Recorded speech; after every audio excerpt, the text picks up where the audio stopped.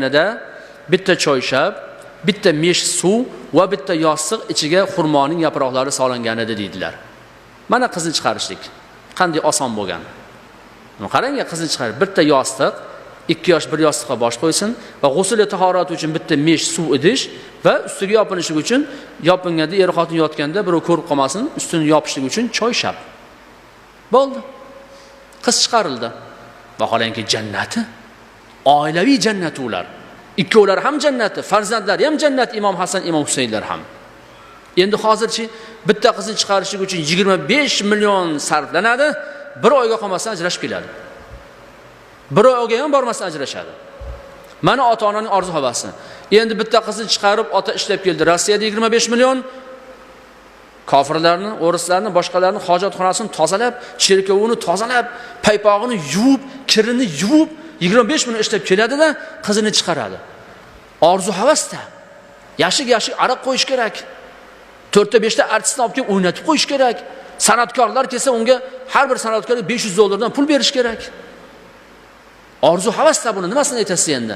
25 million ketdi, to'y o'tdi, ota ko'rari, unisi bunisi bo'lgandan keyin ota yana Rossiyaga qarab qulchilikka ketaveradi. To'rva xaltasini ko'tarib, ha desa, ikkinchi qizimni chiqarishim kerak deydi. Borib odamlar hozir farzand ko'rishdan qo'rqib qolyapti. Ikkita bo'lsa, bo'ldi, tamom, kerak bo'lsa qo'yi. Ortiqcha, bitta qiz, bitta o'g'il bo'lsa bo'ldi degan bo'lib qoldi. Agar endi biz shuni noshukurchilik qilmasdan borib kimlarnidir quli bo'lib, qaysidir millatning oyog'ini yuvib, oyog'ini o'pib, paypog'ini yuvib, hojatxonasini tozalab, qizimizni chiqaraman demasdan, o'zimizni yurtimizda halol, pokiza mehnat qilib, kamroq topsak ham qizimizni xarajatini kamaytirsak bo'lmaydimi?